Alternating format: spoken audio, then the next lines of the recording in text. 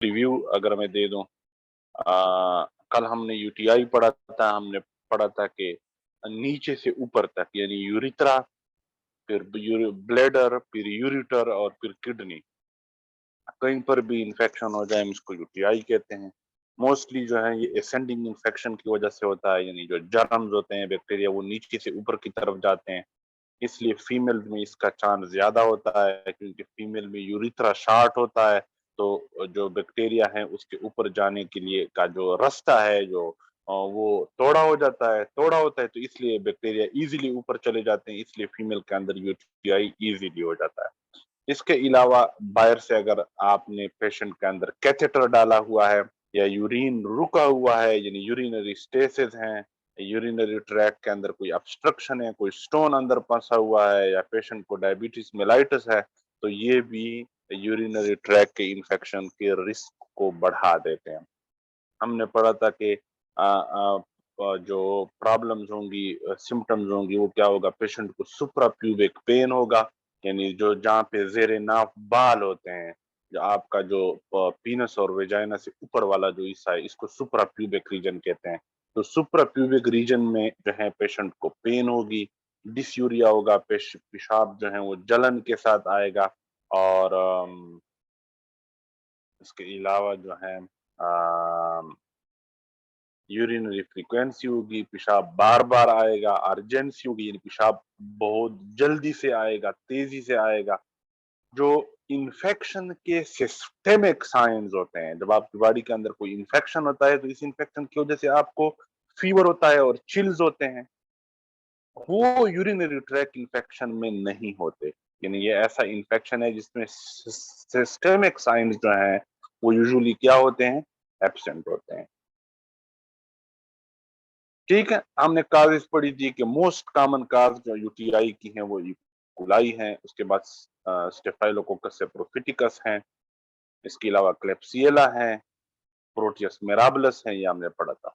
Gold standard जो है वो यूरिन कल्चर है, और कुछ बैक्टीरिया ऐसे होते हैं जो कल्चर पे ग्रो नहीं होते, यानी उनका कल्चर नेगेटिव आएगा। वो कौन से बैक्टीरिया हैं, वो नेजेरिया गोनोरिया और क्लेमिडिया ट्रैकोमैटिस हैं, ये नेगेटिव यूरिन कल्चर जो है वो इसमें होगा। इसके अलावा जो बेस्ट इनिशियल टेस्ट है वो क्या है, यूरिन एनालिसिस। यूरिन एनालिसिस पे मैंने आप लोगों को बताया था कि उसमें आपके पास पस सेल्स आएंगे, डेड न्यूट्रोफिल्स जो के होते हैं पस सेल, और white blood cell, living white blood cell आएंगे, का मतलब ऊपर कोई इन्फेक्शन चल रहा है, किस बैक्टीरिया की वजह से है ये इन्फेक्शन, इसके लिए आपको गोल्ड स्टैंडर्ड क्या करना पड़ेगा, कल्चर करना पड़ेगा। ट्रीटमेंट इसकी क्या है, एंटीबायोटिक्स आपने देनी है जो कि बैक्टीरिया को मार दे, हाइड्रेशन करनी है मरीज को,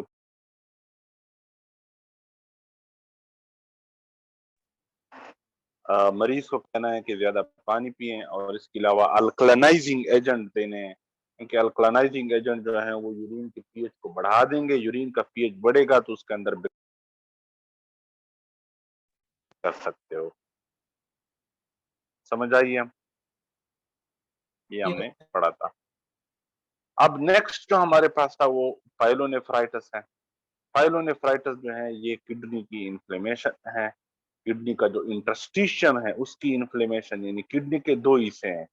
किडनी का एक वो टिश्यू है जो फंक्शनल है, जो काम कर रहा है, जैसे नेफ्रॉन जो कि यूरिन बनाते हैं, और नेफ्रॉन के इर्द गिर्द जो टिश्यू हैं जो नेफ्रॉन को सपोर्ट करते हैं, उस टिश्यू को कहते हैं इंटरस्टिशियम। तो जो किडनी का इंटरस्टिशियम है उसकी इन्फेक्शन अगर हो जाए, इन्फेक्शन ऑफ किडनी इंटरस्टिशियम, तो हम इसको पाइलोनेफ्राइटिस कहते हैं। हाँ? दाना, दाना, दाना।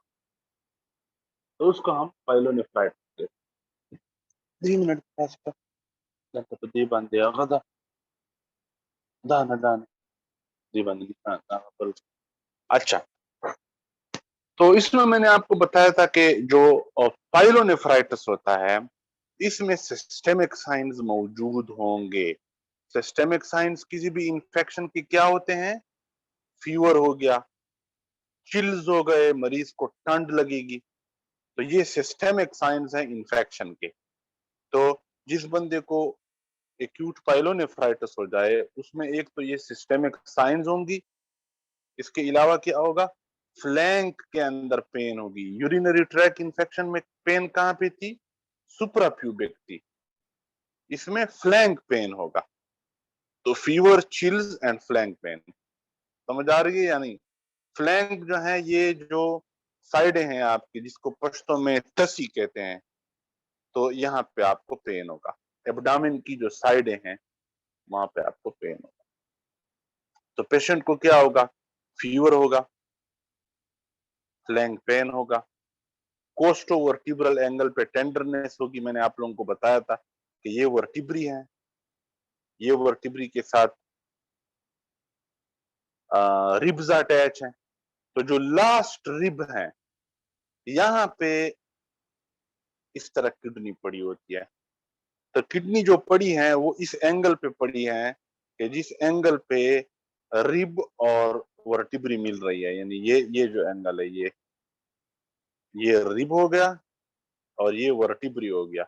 जहां पे ये मिलते हैं, इस एंगल को हम क्या कहते हैं, costo vertebral angle. Costo mean rib, vertebral mean vertebral. तो ये जो एंगल है, यहाँ पे अगर आप दबाओगे तो इस मरीज को दबाने से दर्द होगा, यानी टेंडरनेस होगी। इसके अलावा नाजिया, वॉमिटिंग और चिल्स जो हैं, ये भी पेशेंट को होंगे। अब जो पाइलोनेफ्राइटिस है, जिस तरह यूटीआई की मोस्ट कॉमन काज कौन सा बैक्टीरिया था, इकोलाई था, तो यहाँ पर भी मोस्ट कॉमन काज इकोलाई है।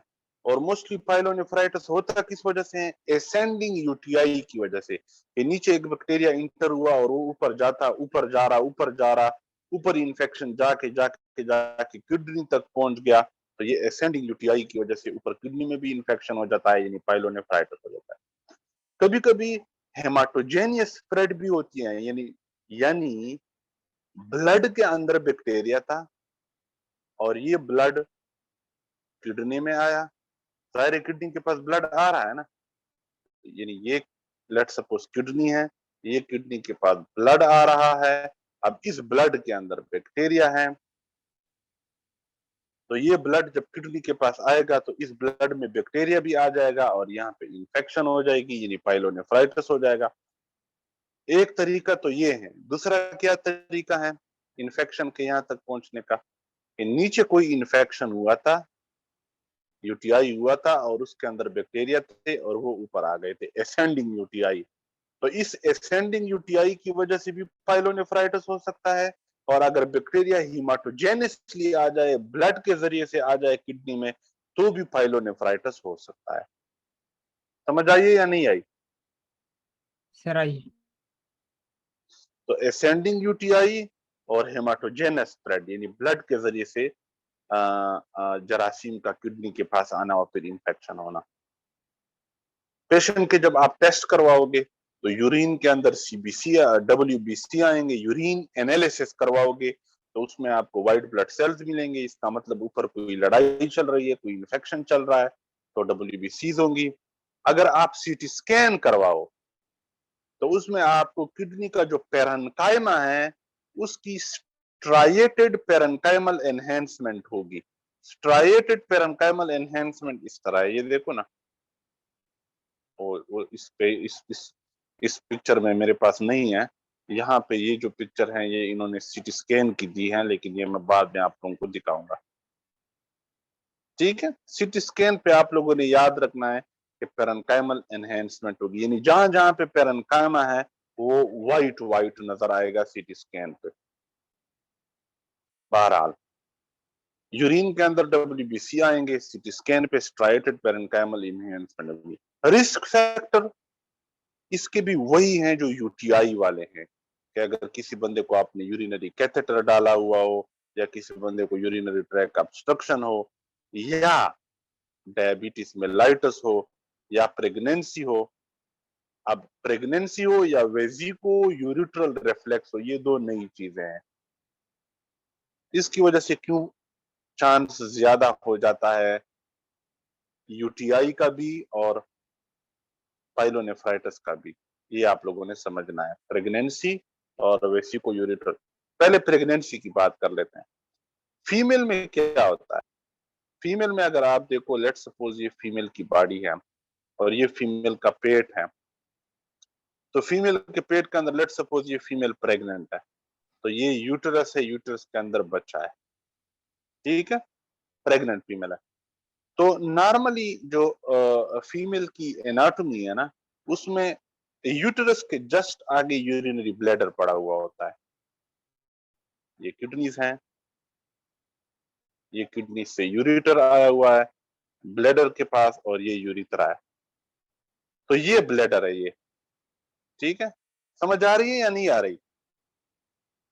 आ रही। अब जब इसके जस्ट पीछे यूटेरस पड़ा हुआ है और यूटेरस के अंदर बच्चा है, तो ये औरत जो प्रेग्नेंट हो गई है, अंदर बच्चा है और ये बच्चा आहिस्ता आहिस्ता बड़ा हो रहा है पेट के अंदर, तो यूटेरस भी आहिस्ता आहिस्ता बड़ा हो रहा है, पेट बाहर निकल रहा है ना, बच्चा अब यूटेरस के अंदर बड़ा हो रहा है। तो यूटेरस पहले इतना था, अब इतना हो जाएगा, फिर इतना हो जाएगा, क्योंकि इसके अंदर बच्चा जो पहले बन रहा था वो इतना था, बच्चा थोड़ा बड़ा हो गया, बच्चा मजीद बड़ा हो गया। तो यूटेरस क्या हो रहा है टाइम के साथ प्रेगनेंसी में? बड़ा हो रहा है। बड़ा। तो ये यूटेरस जब बड़ा होगा, इसके जस्ट आगे क्या पड़ा हुआ है? Urinary bladder. तो ये ब्लैडर के ऊपर प्रेशर लगाएगा, जब ब्लैडर के ऊपर प्रेशर लगाएगा तो यूरिन इजीली ऊपर से नीचे नहीं आ सकेगा। देखो ना, फॉर इंस्टेंस ये आपका यूटेरस है और ये यूटेरस के जस्ट आगे ब्लैडर है। तो जब ये यूटेरस बड़ा होगा, जब ये मजीद बड़ा होगा, तो ये इस ब्लैडर के ऊपर क्या लगाएगा? ये ब्लैडर अगर पहले इस तरह था ना, इस तरह, तो अब ब्लैडर इस तरह हो जाएगा, क्योंकि इधर से इसके ऊपर क्या लग रही है? प्रेशर लग रहा है, ठीक है। तो यूरिन के पास होने का जो प्रोसेस होता है वो थोड़ा सा स्लो हो जाता है, क्योंकि आगे से, क्योंकि पीछे से यूटेरस इसको दबा रहा है। तो जब पीछे से यूटेरस इसको दबा रहा है, तो यहाँ पे यूरिन के रुकने का खतरा ज्यादा है, स्टेसिस का खतरा ज्यादा है, और जब स्टेसिस होगी तो यूरिनरी ट्रैक इन्फेक्शन का खतरा ज्यादा है। इसलिए प्रेगनेंसी में भी जो है पाइलोनेफ्राइटिस का खतरा, यूटीआई का खतरा ज्यादा हो जाता है। समझ आइए या नहीं आई? Sir I. अब ये नेक्स्ट चीज जो वेजिको यूरिट्रल रिफ्लेक्स है, देखो कुछ लोगों में बचपन से क्या होता है, यहाँ पे वाल्व मौजूद होते हैं नॉर्मली। कहाँ पे? ये किडनीज हैं दोनों साइडों पे, यहाँ से यूरिटर निकले हैं, ये यूरिनरी ब्लैडर में आए हैं, और फिर ये यूरिथ्रा है। अब अगर मैं इन यूरिनरी यूरिटर को थोड़ा सा वो करूं, ये एक साइड का यूरिटर, ये दूसरे साइड का यूरिटर, ठीक है, और ये यूरिनरी ब्लैडर, ठीक है। अब जहां पे ये यूरिटर जो है, यूरिटर ये यूरिनरी ब्लैडर के अंदर इंटर होते हैं, वहां पे एक वाल्व मौजूद होता है, इस तरह, इस तरह। मैं इसको किसी और कलर के साथ कर देता हूं, इस तरह का वाल्व मौजूद होता है।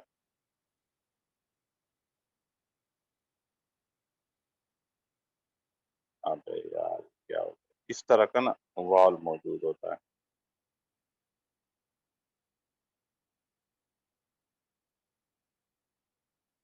ये जो येलो कलर में है ना, ये क्या है? वाल्व। इसका क्या मकसद होता है? इसका मकसद ये होता है कि ऊपर से जो यूरिन नीचे आ रहा है, वो दोबारा नीचे से ऊपर ना जाए, वो दोबारा नीचे से ऊपर ना जाए। ये जो वाल होता है, ये फिर बंद हो जाता है ताकि यूरिन,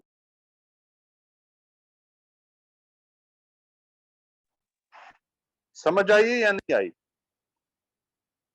सर आइए। तो कुछ लोग ऐसे होते हैं जिनमें ये वाल्व नहीं होता। तो जब ये वाल्व नहीं होता, तो अब ऊपर से यूरिन आ गया, यूरिनरी ब्लैडर में आ गया है ना। Yes sir. अब ये यूरिनरी ब्लैडर क्या होगा? कंट्रैक्ट होगा, और जब कंट्रैक्ट होगा तो यूरिन यूरिथ्रा के थ्रू नीचे आएगा ना। Yes sir. लेकिन जब ये यूरिनरी ब्लैडर कंट्रैक्ट होगा तो यूरिन जो यहाँ पे पड़, ये इधर से वापस भी जाएगा, रिवर्स भी जाएगा, क्योंकि रिवर्स का रास्ता भी खुला हुआ है। समझ नहीं आई आप लोगों को? सर आई है। इसको कहते हैं vesico ureteral reflux. Reflux mean वापस आना, vesico mean bladder, ureter mean ureter. Vesico ureteral reflex mean इस यूरिटर से पेशाब का दोबारा यूरिटर में वापस आना। तो जब ये दोबारा पेशाब आएगा, ये यहाँ पे किडनीज हैं, तो ये यूरिन दोबारा किडनी में आएगा ना, यस सर। तो यहाँ पे इंफेक्शन का रिस्क ज्यादा हो जाएगा। तो इसको कहते हैं vesico ureteral reflux. वेजिको ureteral reflux की समझ आई है? Yes sir. तो ये आपके पास जो है वो होता है। देखो ये मैंने वेजिको यूरिट्रल रिफ्लेक्स के साथ क्या लिखा हुआ है कि it is a congenital defect. Congenital defect यानी ये बचपन से, पैदाइश के वक्त से मौजूद होता है। ऑफ ब्लैडर आउटलेट ऑब्स्ट्रक्शन, यानी ब्लैडर से यूरिन आगे नहीं जा रहा, बल्कि ब्लैडर से यूरिन जो है वो पीछे की तरफ आ रहा होता है, which increases the pressure in bladder and distort the ureterovesicular wall. वो जो वॉल था ना यूरिटर और ब्लैडर के दरमियान, जो येलो कलर से मैंने ड्रा किया था, वो जो है वो ऊपर की तरफ यूरिन को फिर जाने देता है। समझ आई है इसकी? Yes sir. तो ये आपके पास था पाइलोनेफ्राइटिस। ट्रीटमेंट इसकी भी क्या है? एंटीबायोटिक्स आपने देनी है, क्योंकि बैक्टीरिया की वजह से हुआ है, तो बैक्टीरिया को मारने वाली एंटीबायोटिक्स जो है वो आपने इस बंदे को देनी है। अगर आप इसको ट्रीट ना करो तो ये जो एक्यूट पाइलोनेफ्राइटिस है, ये कॉम्प्लिकेट हो कि क्या कर सकती है? क्रॉनिक पाइलोनेफ्राइटिस करवा सकती हैं, रीनल पेपाइलरी नेक्रोसिस करवा सकती हैं, पेरिनेफ्रिक एब्सेस करवा सकती हैं और यूरोसेप्सिस करवा सकती हैं। ट्रीटमेंट इसकी क्या है? Antibiotics and hydration of the patient. मरीज को आपने एंटीबायोटिक्स देनी है और उसको कहना है कि ज्यादा से ज्यादा पानी।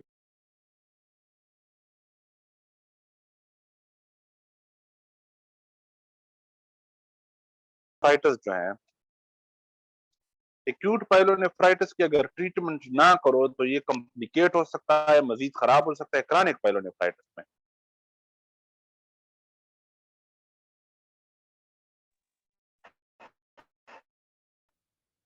रीनल पेपाइलरी नेक्रोसिस हो सकती है। अब रीनल पेपाइलरी नेक्रोसिस क्या है? आपकी किडनी के अंदर एक रीजन है जिसको हम पेपाइला कहते हैं, पेपाइलरी रीजन। लेट्स सपोज ये पेपाइलरी रीजन है। तो अगर किडनी के अंदर इन्फेक्शन हो, यानी पाइलोनेफ्राइटिस हो, और आप उसको ट्रीट ना करें, तो इस इन्फेक्शन के नतीजे में किडनी का ये जो पेपाइलरी एरिया है ये डेड हो सकता है, इसकी नेक्रोसिस हो सकती है। तो इसको हम कहते हैं रीनल पेपाइलरी नेक्रोसिस। पेरिनेफ्रिक एब्सेस बन सकता है। पेरिनेफ्रिक एब्सेस का मतलब यह है कि किडनी के इर्द गिर्द पस जमा हो जाएगी, किडनी के इर्द गिर्द गंद जमा हो जाएगा, पस जमा हो जाएगी, एब्सेस बन जाएगा। तो इसको कहते हैं पेरिनेफ्रिक एब्सेस।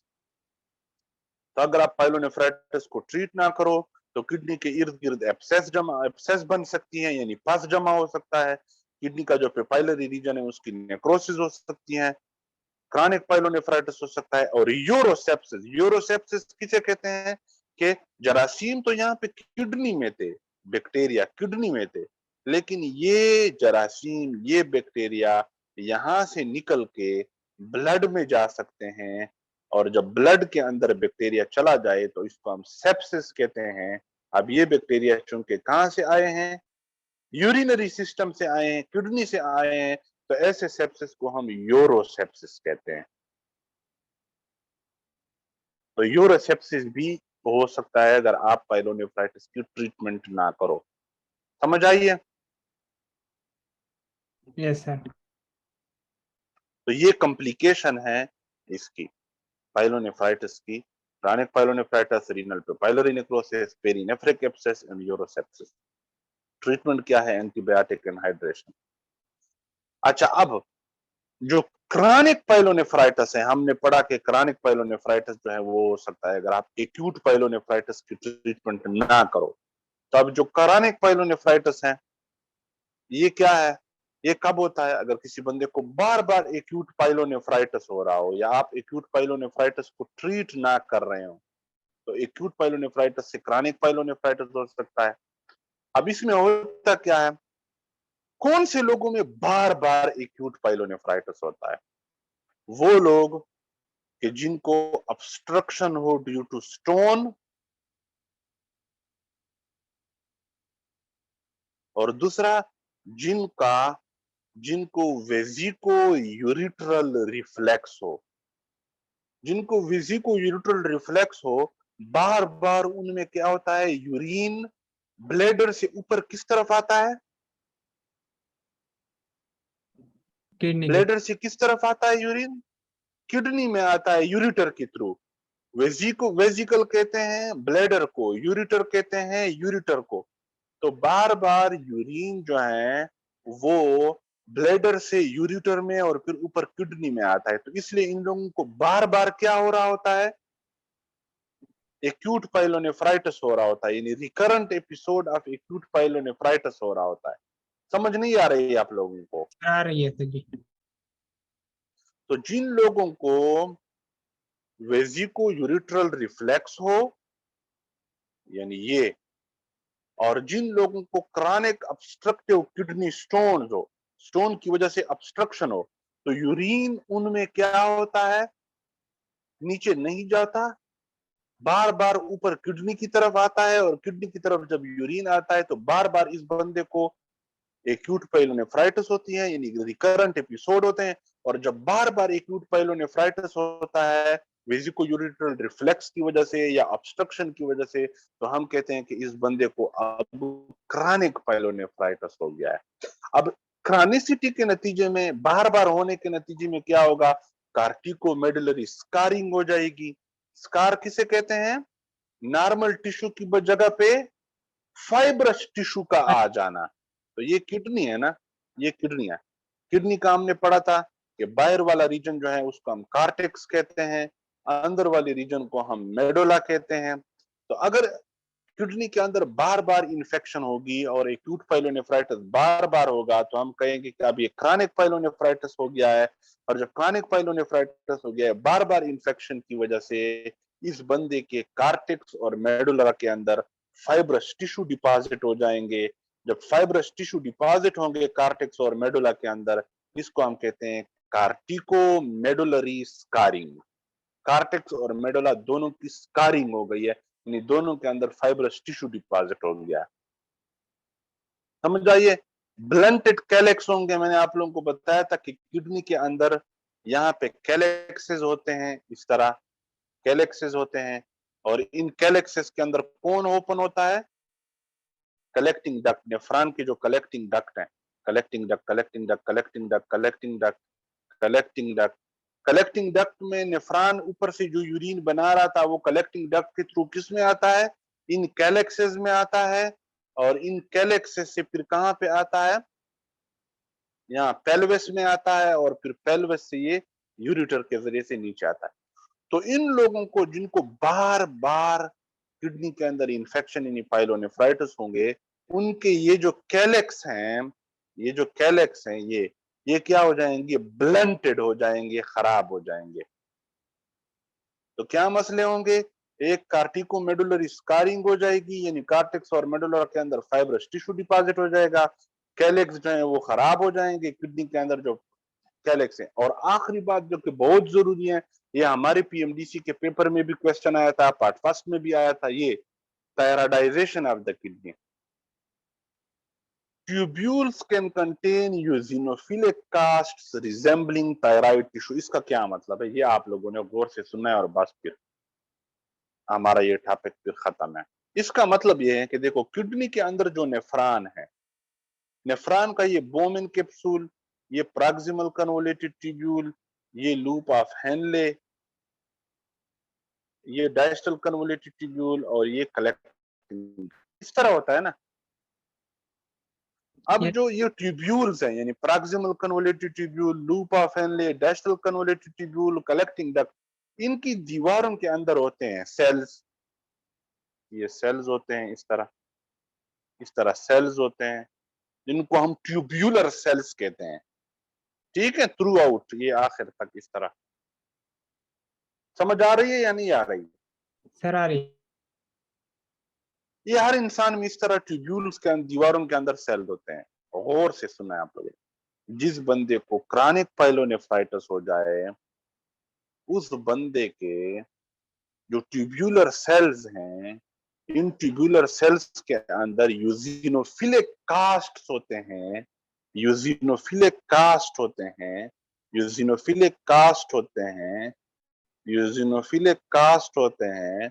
और इसको आप जब माइक्रोस्कोप के नीचे देखोगे तो ये आपको ऐसे नजर आएगा जैसे ये थायराइड ग्लैंड का टिश्यू हो। जैसे ये क्या हो? Thyroid gland. थायराइड ग्लैंड जो हमने पढ़ा है उसका टिश्यू हो। थायराइड ग्लैंड का जो टिश्यू है, आपके ट्यूब्यूलर सेल्स जो हैं वो इन यूजिनोफिलिक कास्ट की वजह से ऐसे नजर आएंगे माइक्रोस्कोप के नीचे जैसे ये थायराइड ग्लैंड के टिश्यू हो। इसको कहते हैं थायराइडाइजेशन ऑफ द किडनी। समझ आई इसकी या नहीं आई? सर ये जो यहाँ पे इन्होंने लिखा हुआ है ना, ये बस ये फाइनल बात, ये जो यहाँ पे इन्होंने लिखा हुआ है कि tubules can contain eosinophilic casts resembling thyroid tissue, इसको कहते हैं थायराइडाइजेशन ऑफ द किडनी। ये पेपर में जरूर आता है। देखो यहाँ पे मैंने लिखा हुआ है MCQs, thyroidization of kidney. Thyroidization of kidney किस में होती है? क्रॉनिक पाइलोनेफ्राइटिस में होती है। थायराइडाइजेशन ऑफ किडनी किसे कहते हैं? एक किडनी के अंदर जो नेफ्रॉन है, नेफ्रॉन की दीवारों के अंदर जो ट्यूब्यूलर सेल्स हैं, उन ट्यूब्यूलर सेल्स के अंदर यूजिनोफिलिक कास्ट जमा हो जाते हैं और वो ऐसे नजर आते हैं जैसे ये थायराइड का टिश्यू हो। अब ये है तो थायराइड का टिश्यू नहीं ना, ये तो किडनी के अंदर है, लेकिन ये नजर ऐसे आ रहा है जैसे ये थायराइड का टिश्यू। इसको कहते हैं थायराइडाइजेशन ऑफ किडनी। समझ आई है या नहीं आई? सर आइए। तो ये आपके पास एक्यूट और क्रॉनिक पाइलोनेफ्राइटिस था। आज के लिए इतना ही काफी है।